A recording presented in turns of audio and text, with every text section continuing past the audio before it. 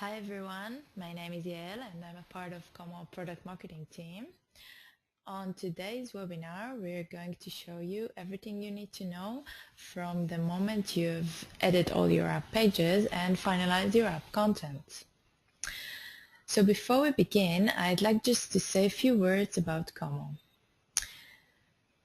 Como has just recently reached its 1 million benchmark of publishers. Our Como apps touch 22 million users and generates 1.8 billion user interactions. We see about 5,000 apps created daily on Como, so there's no doubt that the app world is becoming increasingly central to the success of SMPs and to our communities. With me today is Beata, our Publisher Success Manager, who will be hosting this webinar and will be sharing best practice from her work directly with our publishers like you. Beata will also be addressing some of your key questions during the webinar. And stay tuned through the end, where Sagi, our technical support specialist, will be addressing your most frequently asked questions. So without further ado, Beata will kick off our discussion today. Go ahead, Beata. Hi, everyone. Thanks, Yael, for the introduction. So today we are answering the question, is your app all that it can be? And discussing really how to unleash the powers of your app. So as Yael mentioned, we will be answering your questions throughout and after this webinar, but we also encourage you to follow this conversation today on Twitter at Como Mobile with the hashtag Como Insights. And if we've missed any of your questions, please do check out our super comprehensive help center where we really do have it all covered there, and that's at help.como.com. Now, to help our clients realize the full potential of their app, we are going to touch on two really important topics. And number one, that's app design, because a beautiful app is a successful app and one that will see users coming back time and time again. And the second, of course, is the app submission process to the marketplaces, where we will highlight the critical points of Como's app submission form, and to make sure that not only will this process go smoothly, but we'll also discuss on ways to maximize your chances of getting discovered in the marketplaces. So with that said, let's go ahead and get started with creating a really attention-grabbing app. First things first, let's go ahead and log into your Como console so that you can access your app. And today we are going to use my beauty salon app as our example. And by now I have fully completed editing my content. So I've added my social channels, I've added my advanced business features such as a coupon, a loyalty card, a form that I'm using to book appointments for my beauty salon, and so on. So at this point, I'm really ready to introduce my design elements. And the first thing that I want to keep in mind before I begin is to extend this feeling of familiarity.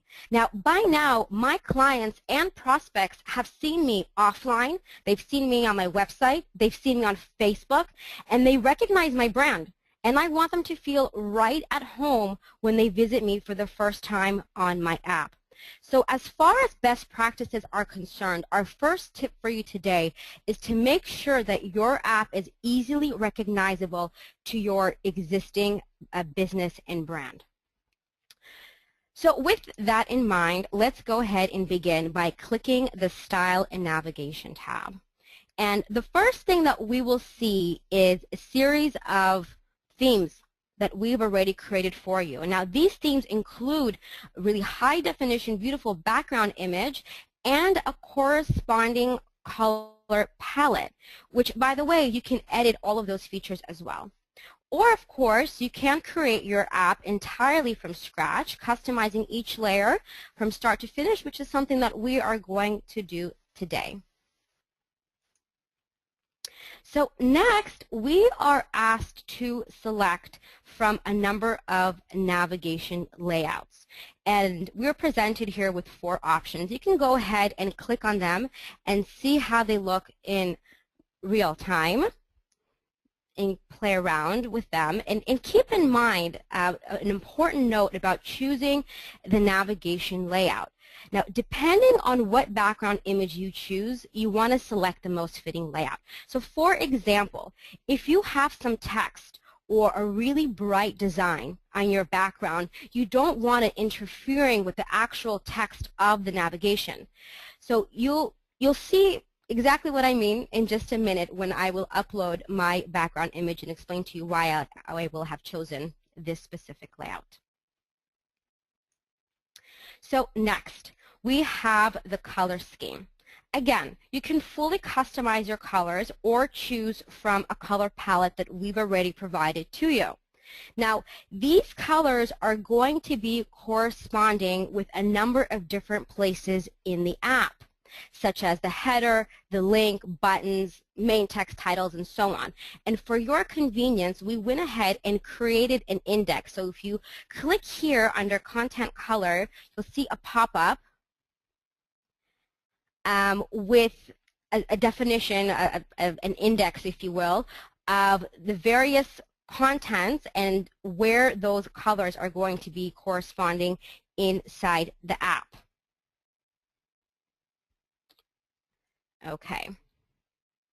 So just for an example, if I go into my catalog, you see here that I have purple text as my main text and this red pink as my main text, in this case an arrow.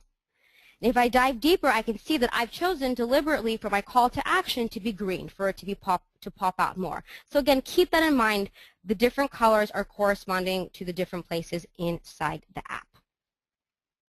Okay, so finally, let's go ahead and play around with the app background, which is probably one of the most dramatic and fun design elements on your app.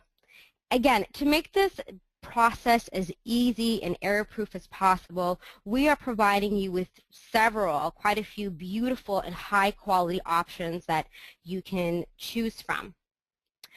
But if you have the resources available to you, your marketing assets, we would almost always recommend uploading a branded background image so that it really speaks to your brand's spirit. But I will also take this opportunity to emphasize that for a background image, less is more. If your image is too busy, overwhelming, or of poor quality, it could actually interfere with your app's user experience.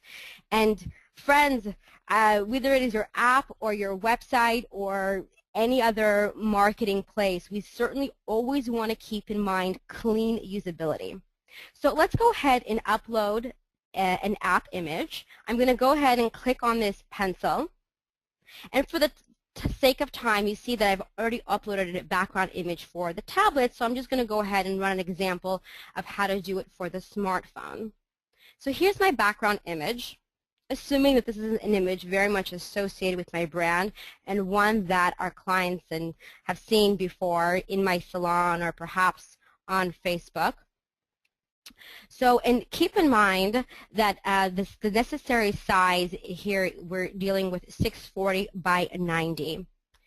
Now, once you have your image inside your app editor, you can go ahead and adjust this image inside. Click OK. And click, once it's uploaded, we're going to go ahead and click OK, and it's going to appear on the actual device. So here she is. And here's exactly what I meant when I earlier referred to the navigation layout. We want it to complement the background image. So in this case, you see a woman. Most of the images and the emphasis is taking place on the right side. So it made sense for me to choose a navigation style that was justified to the left. This way you have a very clear view of the woman and the text is not interfered with. So before we proceed, I'd like to just briefly say a few words about these buttons over here. So by now we have already made some additions to the app.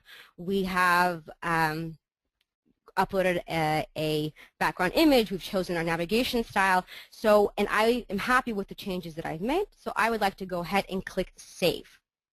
if at any point I'm not happy with the changes that I've made, you can also click discard and you will be restored back to your last previous save.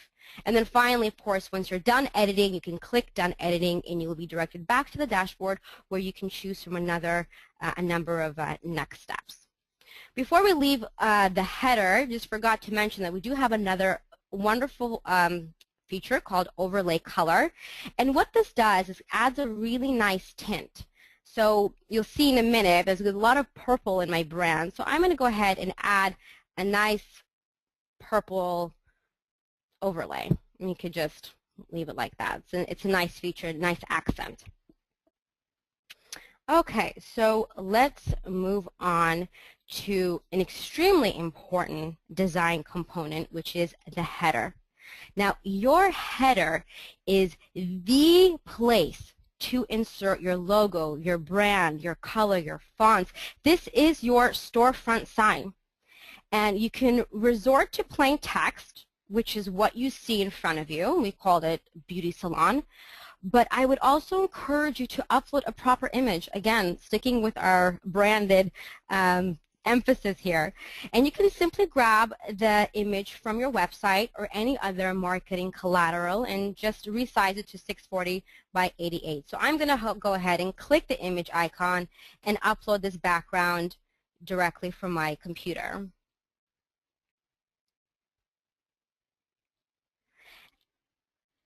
Okay, so I also would like to leverage this option of customizing the background color of my header. And again, I'm going to go for this pastel purple, which goes very well with my brand. But in order for me to have done so, I need to, I saved the header with the transparent background as a PNG file. Okay. So with that said, I'm now ready to move on to more of our brand identity, in this case the app icon. And I'll just say the following about the significance of app icons. You are not just competing for attention in the marketplaces among millions of other apps. You are also competing for the actual usage on the smartphones. So on average, we have about 40 to 80 apps on our devices. And it's very easy to get lost in the bunch. So we want to do everything we can to stand out from the other apps. Again, not just on the marketplaces, but for the attention on the actual devices. So our advice is here. Make the icon super branded, bright, stylistic, and again with high resolution. And be sure to really pop out those bright colors that are unique to your brand so that it can stand out on almost all background colors of a device. All right, so now let's take a small break from the console and take a question from our participants on the webinar. So somebody just asked, what editor tool can I use to make my app icon look really professional? Now that's a really great question. I assure you, you don't need to be a Photoshop wizard to create an outstanding app icon. There are a number of default programs and software that come with your computer, both for Macs and PCs. And there's also tons of free online resources that we're constantly encouraging our publishers to leverage. So, for instance, something that we do hear good feedback on from our publishers is a site called Pixlr.com. So again, it's just a free website. It's where you can go ahead and upload your image, browse through the web to find something, and use a really simple editing tool. They also offer a number of different filters to play around with. So it's just an idea to keep in mind that there are no shortage of free online resources. So let's head back to our console and almost wrap up the design component of our webinar today. We left off with the launch image, or also referred to as a splash screen. Now, what the heck is a splash screen? This is another placeholder to show off your brand, almost like a teaser before your app is fully launched. What we see a lot here, and what I've done for our demo today, is actually take the background image from your app and just place your logo directly on it. This is something that we see lots, and we certainly encourage it because there's no reason to recreate the wheel here, when in fact you can utilize your background image here. Okay, so finally, let's take a moment to discuss app name. Your app branding process begins as soon as you name your app. So make it unique to your business and consistent to your name elsewhere seen, both offline and online. So if I'm Beauty Salon down on Fifth Avenue and I'm beautysalon.com and my page on Facebook is Beauty Salon, I certainly want to name my app Beauty Salon as well. That level of consistency and that level of familiarity will only do you service as far as users and downloads go. There are technically no character limitations for naming your app, but it's best to keep it at 11 characters because the name will get cut off, and this is something that we definitely want to avoid. We want a clean app with a full, clear name corresponding to it. Now, here is another really important caveat about app names. We ask you to indicate your app in 3 different locations throughout your entire journey with us. So the first time we ask for your app name is when you opened up an account, and this is what we now refer your account to with that name that you'll see in your homepage. The second time we've just asked you right now in the style and the navigation, and that name is going to be reflected directly on the device. The third time that we're going to ask you for your name is going to be momentarily on the submission form, and that's the name that's going to be reflected directly in the App Store. So to keep things simple and to avoid any confusion and inconsistency, let's stick with the rule of thumb just to keep your app name exactly the same in all of those areas. So lastly is the languages. Como supports 26 languages, including languages from left to right, which is pretty neat. So go ahead and consider your audience and choose your language accordingly. Now we have another really great question that I just want to take from our participants. This person writes, I saw Como apps with customized app page icons. How do I do that? Okay, good eye. And absolutely, yes, you can customize your app page icons. Let's just show you a brief example of how to do that. First of all, we're going to go back to app pages. And what you're going to do is actually change the app page icon inside each page. So let's take our form, for example, which I have now utilized as an appointment maker, as you can see. And I'm just going to show you an example of how to do so. So I'm going to go ahead and click on this pencil. And before I continue, I just want to bring to your attention that Como already offers you 2 icon banks. But with that said, I certainly encourage you guys to customize your app page icon. So I'm going to go ahead and upload one. Here's my icon, just as an example. Again, I'm going to resize it directly inside our app editor. Click OK. And the first thing I'm going to see it pop up inside the app page. But later, when I go into my style, into my navigation, you can go ahead and see it on the home page. So again, free online resources. I went ahead and Googled free app icons. There are no shortage of search results. You can choose them, download them, and customize your app page icons in no time. All right, so we are pretty much wrapped up with the design component of this webinar. And we are just about to begin talking about the next critical phase, which is the app submission process. But before we begin, we are in this perfect limbo of grabbing a few screenshots of our finished product because we're going to be using these screenshots in the submission form. So let's not underestimate the power of app screenshots. These are the same images that your potential users will be seeing inside the app stores while they are deciding, should I download this app, should I not download this app? So here is our tip to you. Your screenshots should impress your users and show the functionality and value of your app. So in other words, this is your very brief opportunity to wow them with a sneak peek. So grab the essence and the best of what your app has to offer. So naturally, next question is, how do we make screenshots? Okay, it's very simple. First of all of our computers come with snipping and capturing tools, both Macs and PCs, and also, again, there are plenty of free screen grabbing software available, and I'm going to go ahead and just choose what's available on my computer that came with the software, which is the snipping tool right here.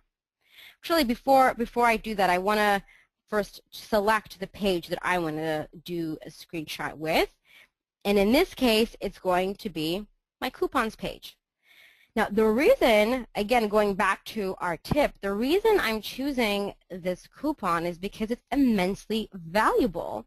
These are exclusive coupons that I'm only offering on the app.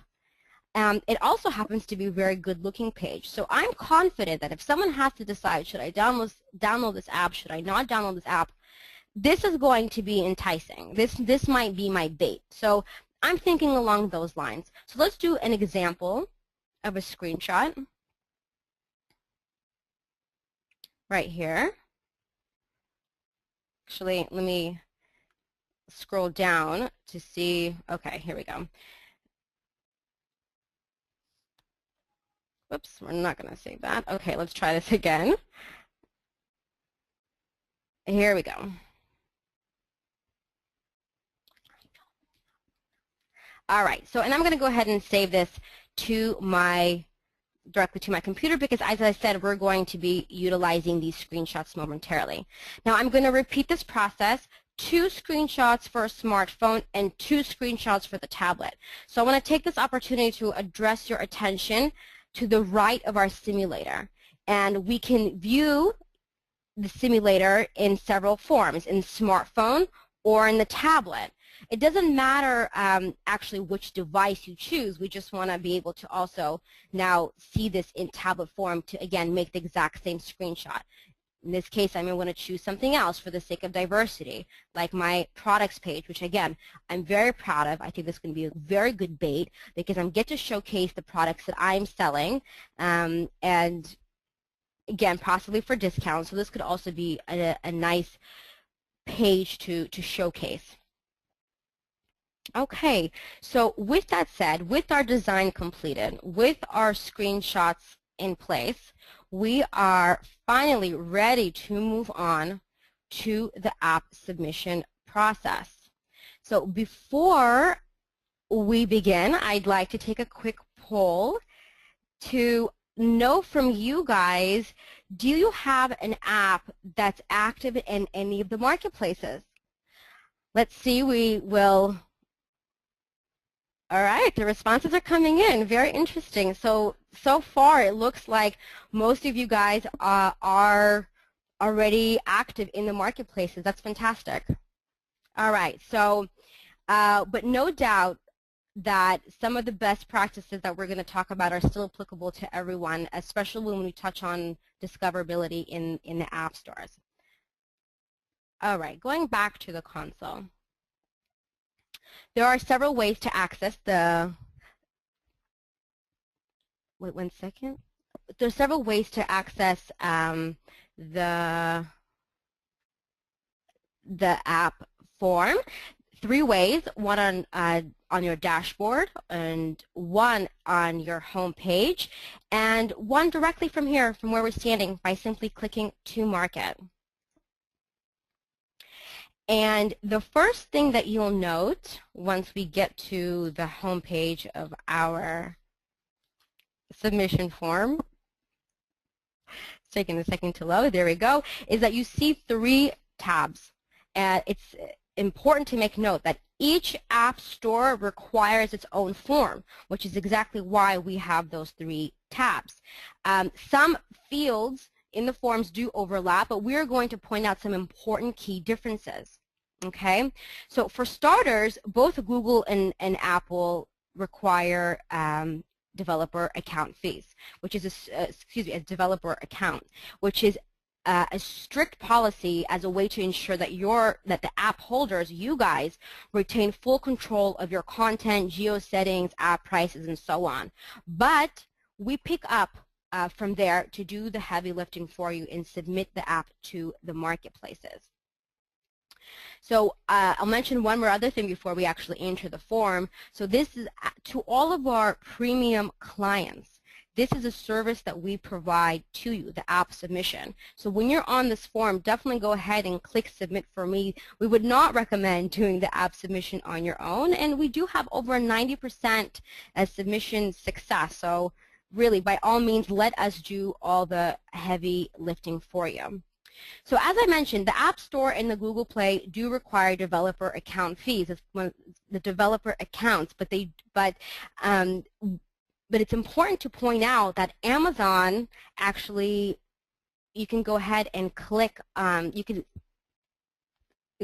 ask for, you can submit the, you can submit the app directly under our submission form, under our submission, developer account, Okay, so let's go ahead and open up the form.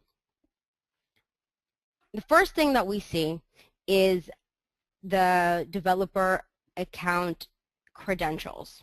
Okay, now this is really important because our submission team is actually going inside your developer account and taking all of the assets and taking all the information that you're providing to us to the marketplaces. So in order to expedite the process to make sure that there are no delays and we're as efficient as possible, pay special attention to the credentials. So tip number 1, put in the correct credentials to avoid any delays. Okay, so specifically Google, which is something that Apple does not do, Google requests a phone number because what we are doing, we are accessing your developer account from a different IP address from which you have logged on. So oftentimes Google will ask for a verification using your phone number, which at this point we will resort to this field. So please do not leave this empty. We can't stress this enough. Okay, so let's move on now. We've talked about the credentials. Let's go ahead and move on to the more marketing details of this form. So first of all, app name. We've talked about this earlier and the importance of keeping this consistency in the form and in other places in the process of setting up your app. In the submission form, the app name will actually appear in the store, which is something that we touched on earlier. So as I said, therefore be consistent so we don't create any confusion between app names. Next, let's go ahead and talk about app description. When writing your description, keep in mind to really make your pitch. Let the users know what advantage they will have by installing your app. You want to plug your features. You want to let users know what to expect from your app. And actually don't make it too short. If it's too short, it actually might be subjected to rejections. So we wrote up a good sample, a good reference. Install our beauty salon app to enjoy exclusive coupons for haircuts, colors, blowouts, extensions, and more. We also mentioned the app pages. Our loyalty card makes each visit to the salon count, access all of our beauty salon social channels, add your photos. So I think you get the gist. We're really plugging keywords relevant to my industry and the actual features inside the app. Now, I want to say a few things about keywords. As you can see, Google actually doesn't have this criteria, but if you go back to the Apple form, Apple specifically asks for these keywords. So something to keep in mind, when you want to plug those keywords inside your app description. However, you don't need to use your app category or your app name inside the description because Apple already recognizes, by the way, Google too, that your app name and app category are innately keywords. So to keep that in mind. You can submit up to 100 characters, which is about 14 keywords. And as I said, a good tip also is to check out some of your competitors to see what keywords they're using, and that might also give you some edge. Next, about pricing. So for Google Play, it's extremely important to note that if you're submitting an app as a free one, you cannot change this later to be paid. So think about that before proceeding. If you're planning on submitting your app as paid, also make sure to open up a merchant account, which is something that you do in the developer account process, so that your bank is cleared for the necessary funds. Also, for Apple, you can submit an app as free and then later change it, but again, you'll also have to open something that's called a paid app contract inside the Apple developer account. Okay, the next important thing to point out is what we call update my version. Just want to draw your attention because it's easy to miss right here. Okay, so almost all changes made to the app is reflected automatically in the App Store so that you don't have to worry about much. However, there are 4 important scenarios to keep in mind when you actually have to resubmit this form to our submission team. So, if you've changed your app icon, if you've changed your splash screen, if you've changed your name, or if you have redesigned your app and you want to submit new screenshots, these are the 4 instances that you actually have to go back and resubmit this form. The good news that all of your changes and all of your information here is saved. So all you really have to do is indicate what changes have been made and click off this checkbox. So let's move on to our graphics. Okay, so first things first is the story icon. And we talked a lot about this when we talked about the app icon back under navigation and style. Color is important, the branding, it being pop out, recognizable, and so on. Okay, and here are our screenshots that we saved. And as you can see, I've chosen a loyalty card, I've chosen the forms. We've already discussed the strategic thought behind choosing the right screenshots. So there are 2 screenshots for the smartphones and 2 screenshots for the tablet. Something important to keep in mind with the tablets in Apple, if you leave the tablet field empty, Apple will actually, your app will not be accessible to download for iPad. So if you want it also available for iPad, make sure all of those screenshot fields are complete. Okay, so we just have a question that we see a lot that I want to address, which is how long does it take for my app to be live in the marketplaces?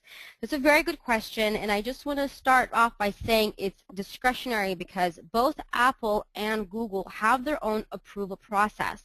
So it's not entirely in our hands, but I think it's safe to say that with Google, it takes about 2 to 3 days from the time that you submitted your app for it to be active at Google Play, and it takes Apple a little bit longer, actually up to about 2 weeks for it to be live. But we are always in communication directly with our publishers regarding the status of submission. You can also check back on your dashboard for statuses. And of course, if there are any issues, we address those with you directly. So that's about it for as far as our form is concerned. If you're ready to submit, go ahead and click Submit to Google Play or Submit to Apple. Or if you just want to come back, you also have the option of clicking Save and Continue later.